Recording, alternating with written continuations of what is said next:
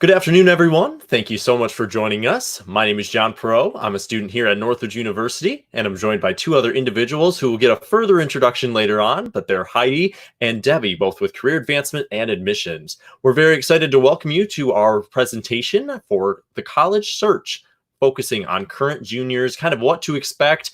And then we're going to go over three main parts of that search process. So kind of before we dig into every piece, we're going to start off with choosing a major. So how do you find what's right for you? Then we'll talk about college shopping. So now that you know what you want to study, where do you want to go? And finally, we'll wrap everything up when we talk about paying for college and how you're actually going to pay for that in the end. And of course, as with all of our other presentations that we have, you will be able to ask questions. Just use the comment box below, type in your question, and we'll answer all of those questions at the end of the presentation. So without further ado, we're going to bring in Deborah Schumer. She is a part of our career advancement team, and she's also our internship coordinator here at Northridge University. Debbie, let me unmute you and take it away. Hello, welcome. Thank you for joining us. We're so grateful that you're here. And I have the honor to talk a little bit about just some of the basics of deciding, number one, to go to a higher ed institution for further education. And let's start off with this first slide. I think it's important before we start even delving into majors. I really want to, as a career coach, talk about the benefits of education. And, that's just really a good starting point because education always pays long-term. And there's a lot of data that proves that. We have up on the screen here now an average earning from about 2020, January. And as you can see, each year, or I should say each rung of education results in a greater median amount of earning. But there's much more benefits than just money. And I'm going to talk a little bit about that in a minute because I would like to think I have a lot of Gen Zs on the line right now. And we know money's important to you, but it's just not the motivator that it used to be for the prior generation. So benefits that come along with higher education outside of money certainly are personal growth, but you're more likely to have low rates of unemployment. In other words, you'll be highly employable. You're going to have access to employer-provided healthcare retirement plans, those benefits, that part of the compensation piece. You're less likely to smoke. You're going to be more likely to exercise. And really, I think to me, ultimately, the benefit of education, which I see in my life and I see all around me with my colleagues, when you become educated, you're more likely to become a critical thinker, and therefore you're less likely to be duped by information that's bogus. Choosing a major. All right, so there's a lot of opinion on this, but this is what my go-to is. Number one, we want to honor the fact that this is going to be a pretty important decision on your part. So we don't want to mitigate it and we don't want to minimize it. We understand that you're under a lot of pressure to talk about a major, or I should say to select the right major. And so wherever you end up, I would like to believe that you have access to resources like myself at Northwood to help you with this. But what I want to really get into is this why. Why does your generation really need to think about the major? And I want to turn to this numerical value here, this 543710 you see on the screen. This is why you need to really engage in the game of picking a major that fits your natural preferences. Your generation will work 50 years, and we know it. Some of you a little less, some of you a little bit more, but generally speaking, this is your numerical equation for your work life. 50 years you'll work. In that 50 years, you will have 4 fairly disruptive job changes, often by nothing of your own doing, just by the nature of business through acquisition, mergers, going out of business, things like that. You could wake up on a Friday and find out that you no longer have the same boss, etc. 3 represents 3 significant times in your 50-year work life you will have to retool. And what we mean by that is the great disruptor. Technology will continue to disrupt. And so your generation will see significant technology disrupting that 50-year work life, and you will continually have to retool. There's no longer this idea as I got my knowledge, I'm out in the workplace, and I'm going to just use that knowledge for 50 years. That's gone. And then the 7 to 10 really represents a economic downturn that we know data shows will happen. All the more reasons why 3, which is that retooling component, and really knowing who you are and what you bring to the table matters, because then you can sell yourself during these economic downturns. All right, so that's really why you have to care. You're going to work a long time, and we want to make sure it's a good experience. Evidence also shows 4 key reasons for choices in a major. Certainly, there's the career dream. There's this idea of interest because of, who you are naturally. Maybe you're a green, you have a green heart and you want to work in the green economy. Maybe you have a history of needing social support, social care. So maybe you decide psychology and social movements are more your natural preference. And the other one too is some of our characteristics, naturally, we're helpers. Actually, interesting enough, 60% of humanity fall in this harder type called caregivers, and they are the helping industries. So I'm sure there's some of you in this live event right now that you can immediately see, I want to help. And so that's a helping career. And then a loafing. I think this one's quite interesting because it kind of comes off as a negative connotation, but I meet many of the loafers. These are people who are just really not sure, and they just want to get into higher ed and then discover. I love loafers because very rarely does a 17-year-old know exactly what career they want. Okay, so they're just loafing and they're going to get into a higher ed environment. They're going to select a major thinking that's a good fit for them, but hopefully they have a career team like Northwood does, and that we can work with that young person and say, okay, here you are as a junior. You started as a management major, but you need to get into ops and supply chain. That's going to be something that's really, really important in knowing how to give yourself a break and be willing to say, all right, I think this is it. I'm going to go for it. But when you get down to my very last point in my step-by-step guide, you'll see, do a reality check. And then the one before that, be willing to change your mind. No one, well, let me rephrase it. Very few at the age of 16, 17 really know what they want long-term. So step by step, what is it that you want to really be looking at to kind of help you, with those kind of decisions? Let me get my thing here. All right. Number 1, and this is something Northwood really does in our freshman year, because to me as a career coach, this is everything. What are your natural interests, values, passions, and abilities? If you're thinking about accounting because somebody in your family told you to go into accounting because you'll always find work, true. In that 50 year, that is true. But man, if you're not wired to do accounting and it's not a natural fit for you, you'll lose your passion and that 50 years will be painful. And at Northwood, we don't want that. We want to start right off with, who are you naturally? What values do you have? Passions, abilities? And then we go from there. Then we consider the future job demand, pay scale, choosing the right school. And as you can see here, you go through these step-by-steps. And it's not a linear step-by-step. It's circular. You might all of a sudden be at 4 freshman year, giving yourself time, seeking advice. And all of a sudden you reach 7 and you're looking, Ms. Schumer, I need to talk to you. Something's not working right here. And I say, yay. Number 7 is powerful when you know it's okay to change your mind.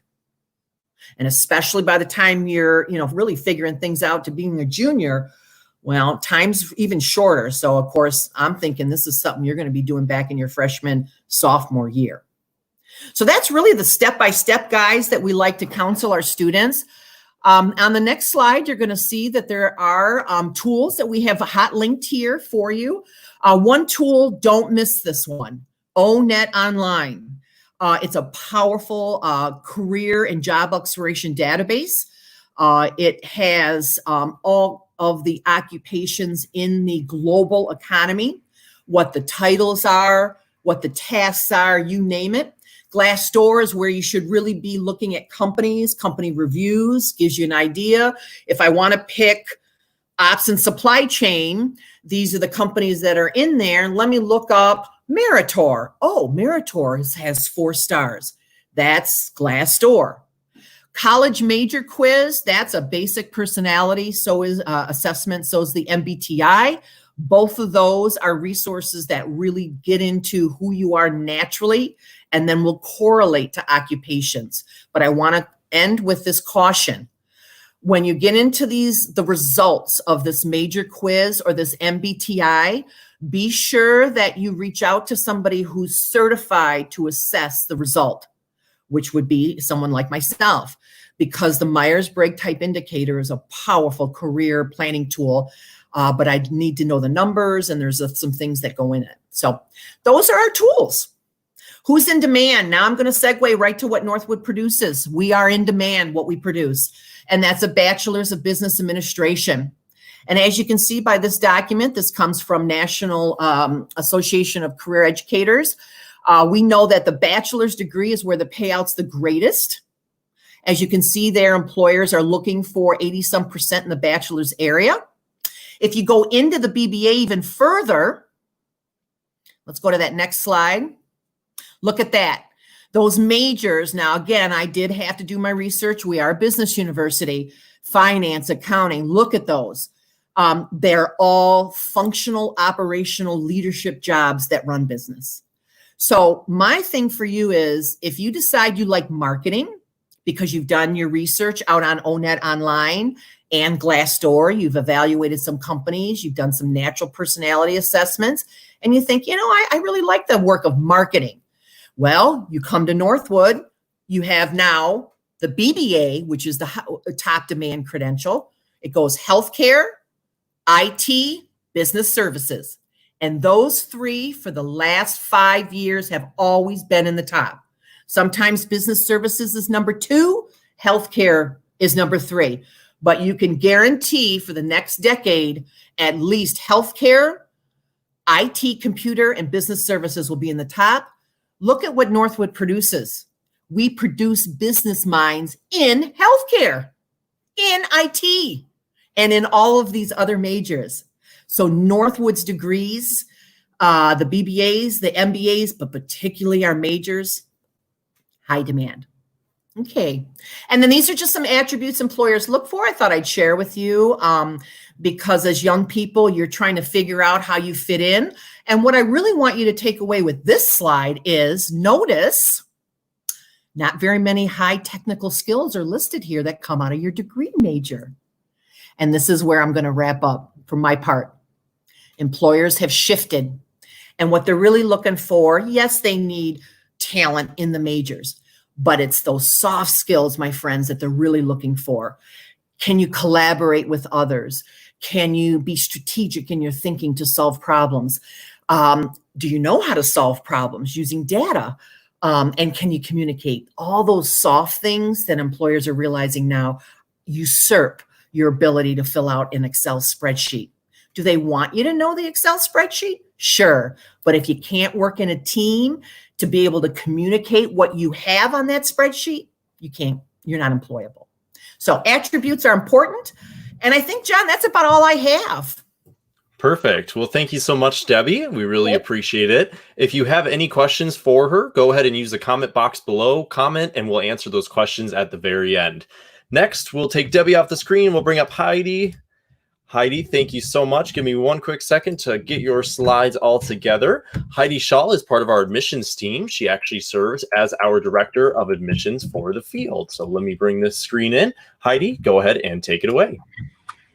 Thank you, John, and thank you, Deb. That was great information. Hi, everybody. I hope that you are enjoying this kind of crazy early summer weather that we've been having. I want to expand a little bit on what Deb mentioned. And once you've decided to go to college, I think it's really important as you start looking for which college you should attend, is to really examine why you actually want to go to college. And I've listed some great examples here, and maybe one describes your desire and maybe all of them describe your desire. So some people go to school just because they love learning. They're lifelong students, and there is absolutely nothing wrong with that. Some go to college only because they know they have got to have that degree to be able to get their desired job. That's fine too. Some aren't really ready to enter the workforce yet, so they use college as a delayed tactic a little bit to try to figure things out. Others know that because the world is what it is now, and as Deb mentioned, you can expect some disruptions in your career pathway, that you want to have options, and that college degree can give you a little bit more flexibility in your professional life. And some of you are super excited to go to college because you're very social and you want to build your network and continue to meet people who have the same shared interest as you have. So these are all really important considerations when you're thinking about going to college in general, and especially when you think about which college should you go to. So John, if you can advance it, please. So when you think about, all right, now I know I want to go to college for whatever reasons, which college should I go to? The great news is there are so many wonderful schools that can help you reach your professional goals. But because they're a wonderful school doesn't necessarily mean that they're a wonderful school for you. So you really need to think about your own personal interests and your own personality and your own goals. So my advice is to start at the end. I like to work things backwards. That's how I solve problems. So what are you trying to accomplish? What is your dream job? Maybe you don't, you can't really define it quite yet, but start writing down a few things that you're truly interested in and that you would really like to do, or maybe even if you just think it kind of sounds like a cool job. And I encourage you to write it down, because then it helps it to become a little bit more real and a little bit more like a plan and a little bit less like a dream. So write down a list of jobs that you think that you might be interested in professionally. This will help you to start to be able to research schools a little more specifically. So which schools actually offer programs in the areas that you're interested in working in? Because not all schools offer programs in every single discipline. And that is something we run into a lot, because we are a business school. Students will often come to us and say, well, I want to go into a field that we don't even offer. And they've already applied, they've been accepted, and they didn't even realize that we don't even offer the program that they're interested in. So please do a little research first.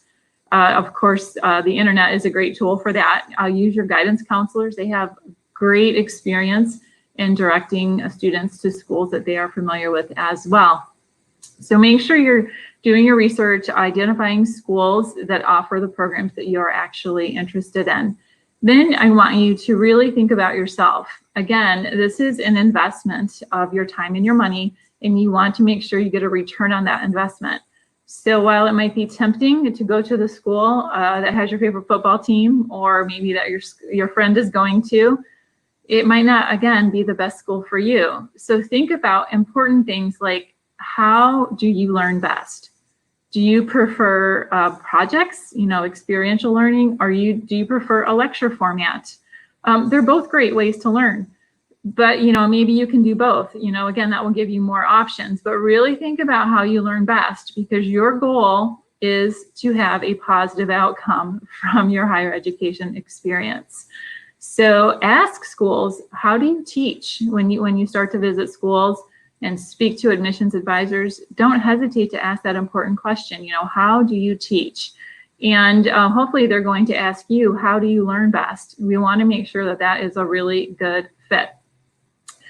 Secondly, which is super important too, is you want to make sure that you feel safe. Of course, I mean physically safe. You don't want to feel like you have to sit in your dorm room all the time because you don't feel safe. But you also need to feel emotionally safe, where you put yourself in an environment where you will kind of step outside of that comfort zone a little bit and try some new things.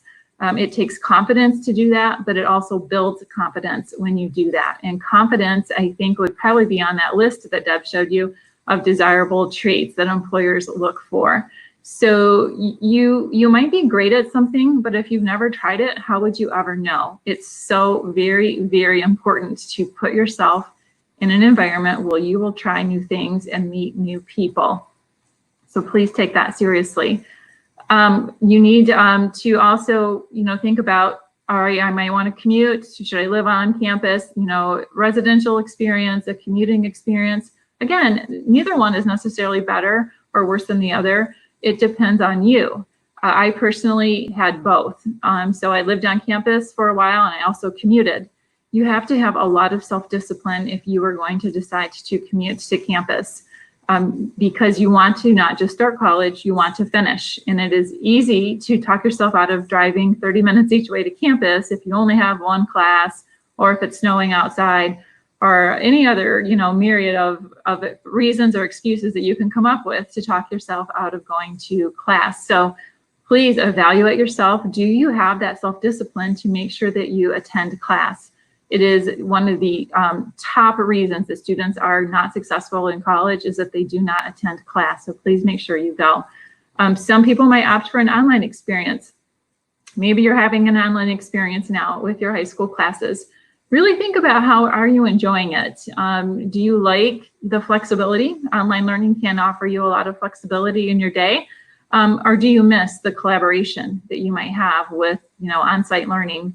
Do you miss, you know, the structure that an on-site learning experience would provide for you? So again, knowing yourself, knowing how you learn best is really critical in your ability, not just to start college, but to finish college.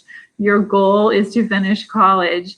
I know that you are super excited about your first day of college. We are all excited about your last day of college. And you want to make yourself as valuable as you can in the short time that you have during your college experience, and going to class and being at the right school is really an important piece of that. Lastly, you need to consider your budget because, you know, we all have to be able to pay for our investments. So have that conversation now with your parents. Please don't wait until your senior year or until, you know, you're ready to even start school, because that does happen too. Have a conversation and ask them, you know, like, Mom and Dad, do we have a plan to pay for my education? What is my budget? Once you know your budget, then you can start factoring that in as you start to evaluate different types of schools. Okay, so when we talk about different types of schools, there are lots of different types of schools, which is actually pretty cool.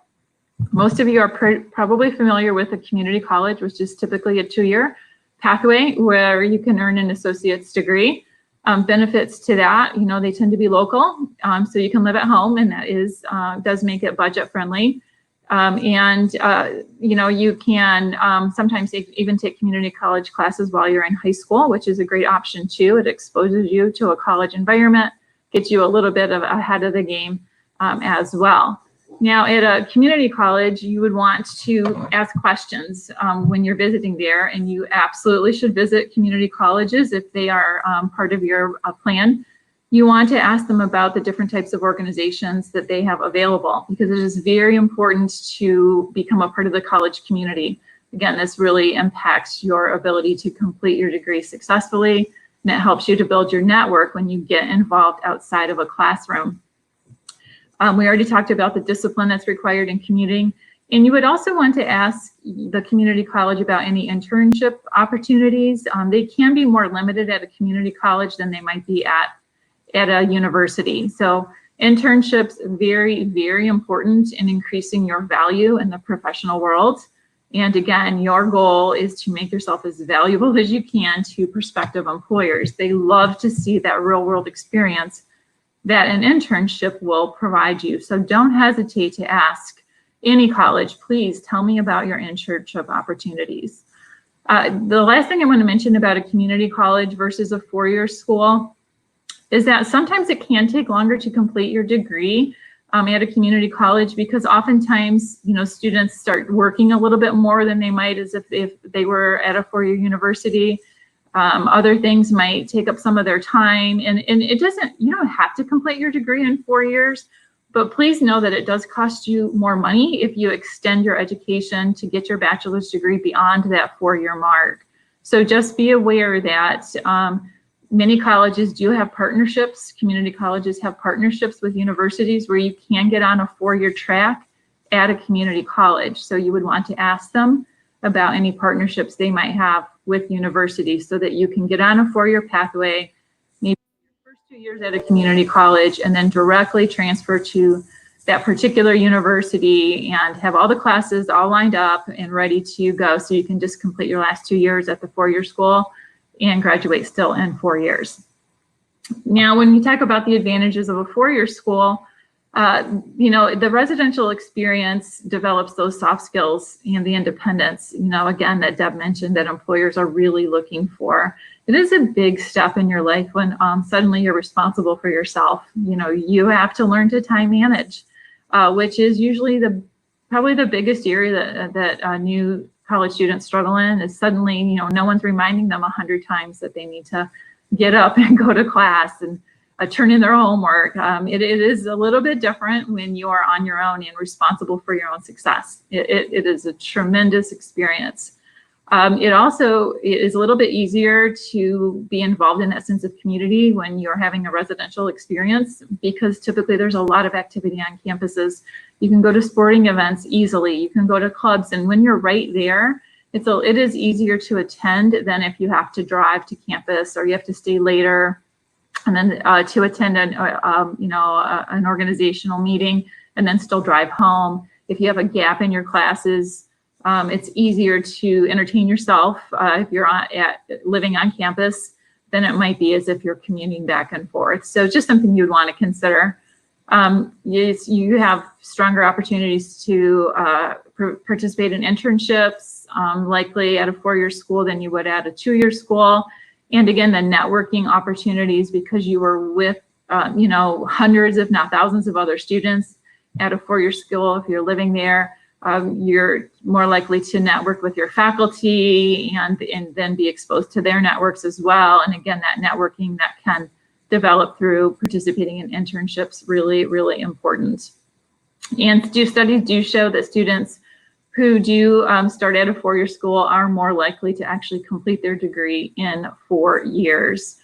So typically, I think the average across the US right now is about 5.2 years for students to complete their bachelor's degree.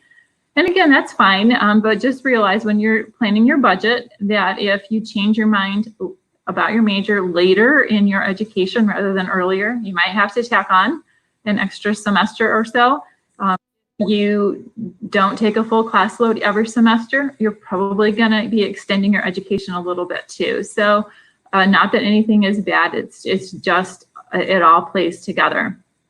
Now, typically a four-year school, it does require a larger investment than a community college. So that's why it's important for you to have that budget conversation with your family now. And they can have higher admissions requirements at a four-year school as well. So benefits each way. When it comes to a gap year, we're hearing a little bit more chatter about the gap year in the media now. And again, it can be beneficial and it cannot be beneficial. So really the answer, people say, should I take a gap year? I would say it depends. It depends on, do you have a plan? Your gap year should not be a year for you to sit on the couch and think about what you might want to do, because that is a whole year that you either could have been building your education, building your value, having some new experiences, and again, time is money. So that costs you not just time, it costs you money, because you won't start earning that extra money earlier in your career pathway. So if you want to take a gap year, make sure you have a plan. Typically, students, if they are deciding to go this route, they will be doing some type of mission work or some type of social helping, where again, they're developing real employable skills. They also might be wanting to travel, just expose themselves to different opportunities around the world. Make sure that you have a solid plan.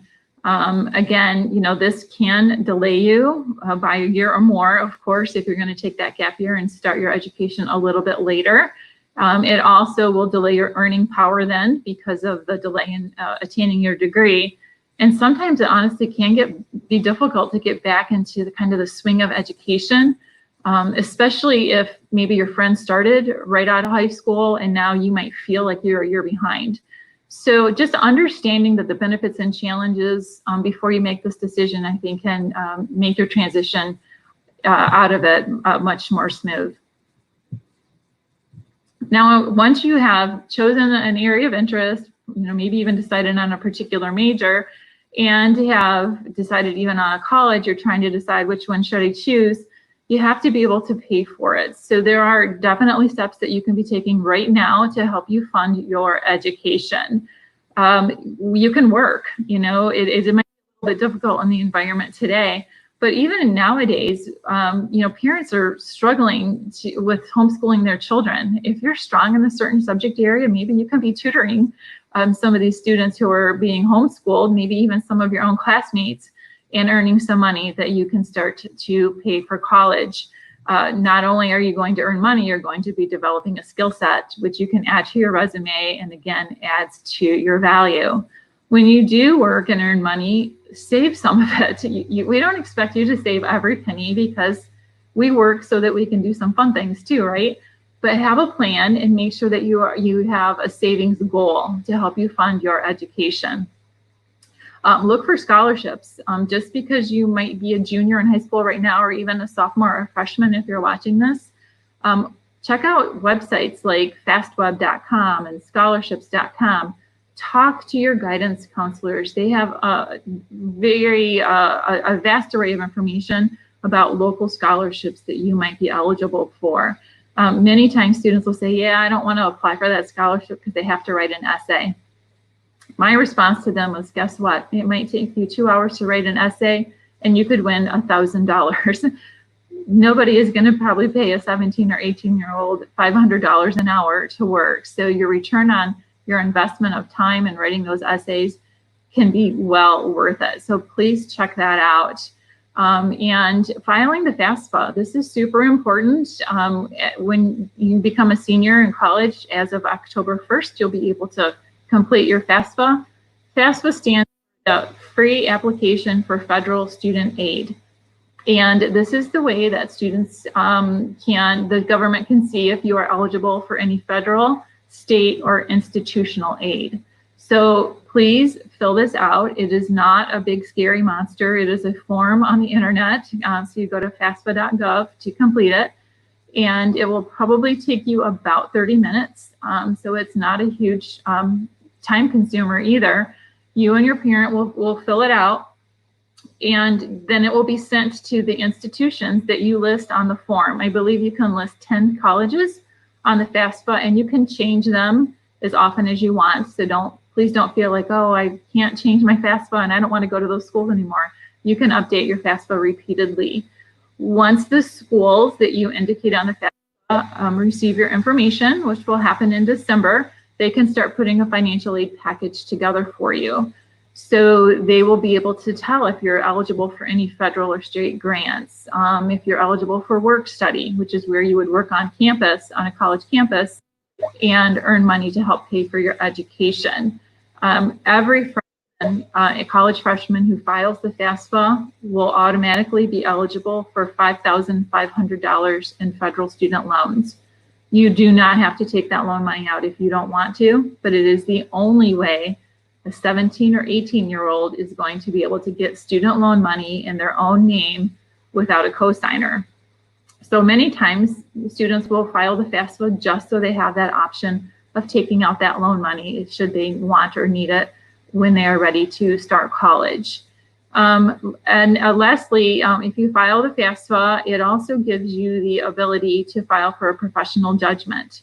So what that means is, let's say you filed the FAFSA, you listed your parents have listed their income, you listed your income, and then it comes time to start school, and something drastic has changed in the financial kind of outlook of your family. Maybe there was a job loss, maybe there was an illness, something has dramatically impacted your ability to pay for school.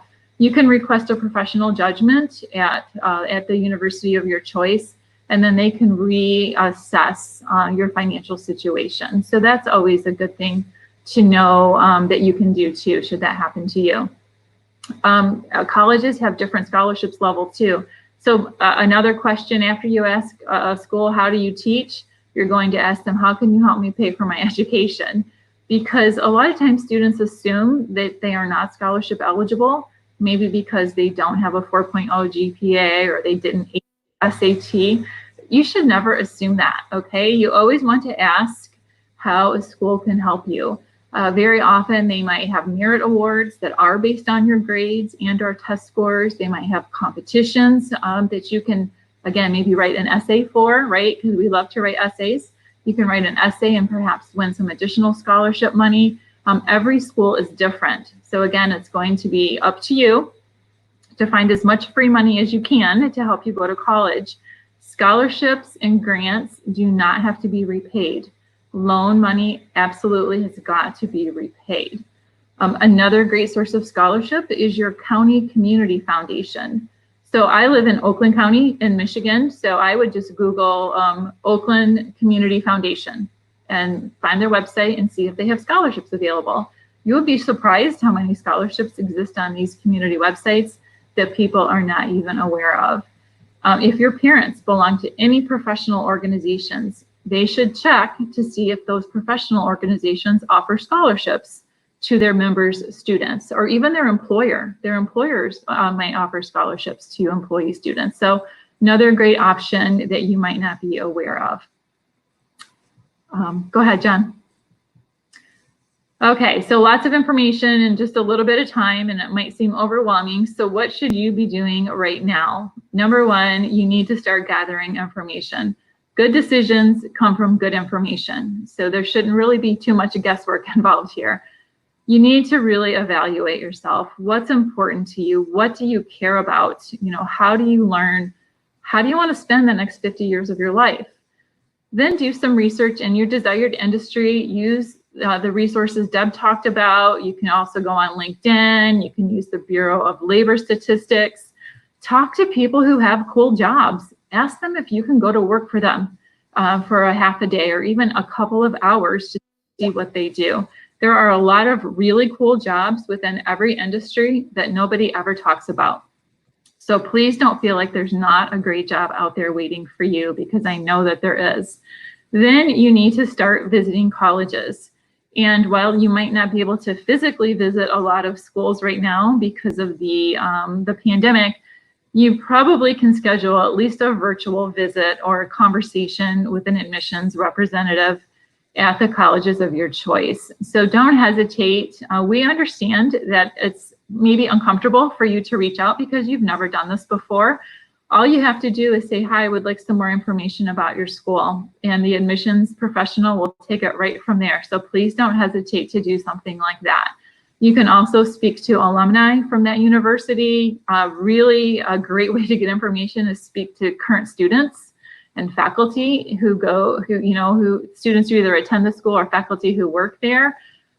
It's a great resource to talk to a professor about a certain major that they teach in, because again, they have connections, they know what's happening in the industry, they know what skills are going to be valuable. So please make a plan if you can. I would try to visit at least 3 to 5 colleges over the summer. If you're doing virtual visits, it will probably take you, I would guess, 30 to 50 minutes to complete a virtual visit. So not too much time out of your day. If you could even do 1 or 2 a month, think about how much great information you will have available to you by the time school starts in September in the fall. Okay, so we're excited to get your questions now. I'm going to hand it back to John.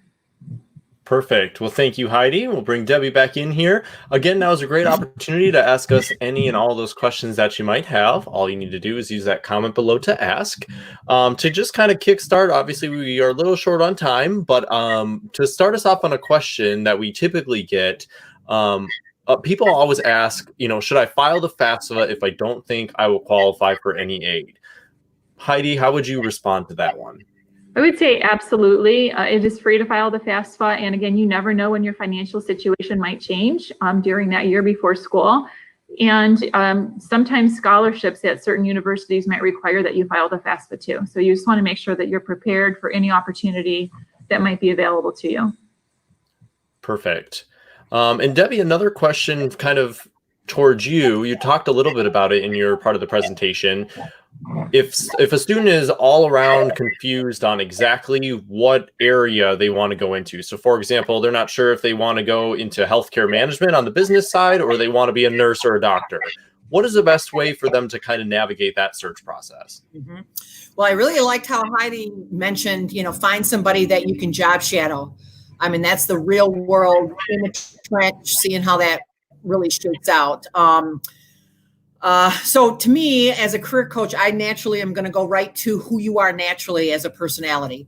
And so I would want to counsel you a little bit about the way that you take in information, the way that you process things. It may be that you're way more wired, if you will, to be a nurse than you are to be somebody that uses data and leads the nursing people. So, that's a tough question, but one that, there's a lot of resources to figure it out. But something tells me at some point in your life, okay, do I want to go literally in the clinical side of working with people and their healthcare physically, or am I more wired to use data and work with people collaboratively to improve the systems that the nurses use to touch the people?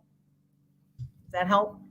Perfect. Yeah, I think that's perfect. Right. Heidi, I think this question is probably for you. If someone is thinking, say someone doesn't have the best high school GPA or the best test scores, right now with everything changing, they're not quite sure. Should they be nervous to apply for schools early on, or should they apply right away and see what happens? How does that process usually work, and what's the best recommendation that you have? So my recommendation is to always talk to someone at the school first, because every school manages this process differently. At Northwood, we would say apply, get the process started. We update your transcripts. We update everything constantly. So please don't wait. I have worked with several students who have hesitated and they've missed things like scholarship deadlines. Oh, I didn't want to apply because I wanted to get my second semester transcript. And I'm like, oh, we had a great scholarship competition and the deadline was early January. So please make sure you're having these conversations. Again, your goal is to create as many opportunities for yourself as you can, because when you have a lot of opportunities, the decision-making process is much more fun. So talk to college representatives and ask them how their school manages that. But at Northwood, we would say, get the process started as soon as we can so we can help you. Perfect. So again, if anyone else has any other questions you'd like to ask, go ahead and use that comment box below and we'll answer those live. One final question that I do have that is here.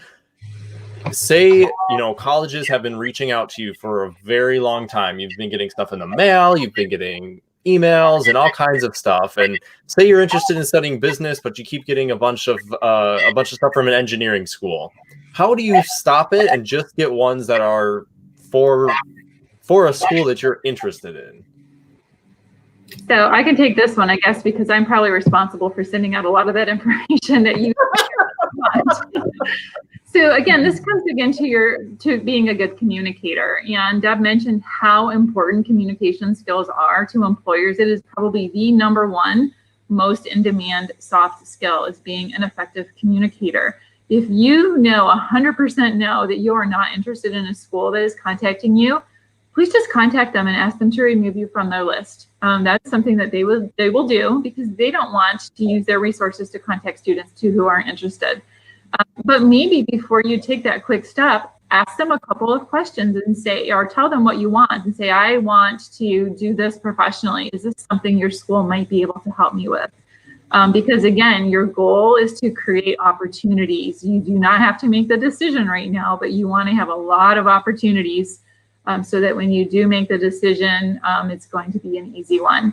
So, you can absolutely opt out of getting information. When you ignore it, it will continue. Okay, so take action. You either accept it and you actually read it and enjoy it and learn from it, or you opt out. You just contact the school and tell them you'd like to opt out.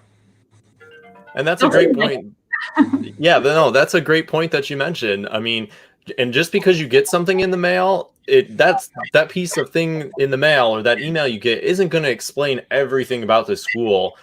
Ask those questions, because we can direct you to other resources, or if you think you have any remote interest in talking to a faculty member or a current student or going to an open house, but we didn't send you anything about those, we're able to connect you to those resources, but you have to communicate with us. You have to be able to tell us what you really want, and we'll be able to help you out in that process. So I don't see any other questions that have come in, but if any of you do have any other questions, you can email admissions@northwood.edu. And again, we'll direct you to the right individuals. If you have a question about career advancement, things like that, need some help finding out what major might be right for you, we can get you in touch with that team as well. And again, we are offering virtual tours at this time. Just visit northwood.edu and click on admissions and start your journey. And then we'll help you through that process so that we can connect you with one of our many admissions representatives. So Heidi and Debbie, thank you so much for joining us. And again, to all of you out there, thank you so much for joining us. And we hope to see you on YouTube again soon. Thanks so much, guys. Thank you. Thank you.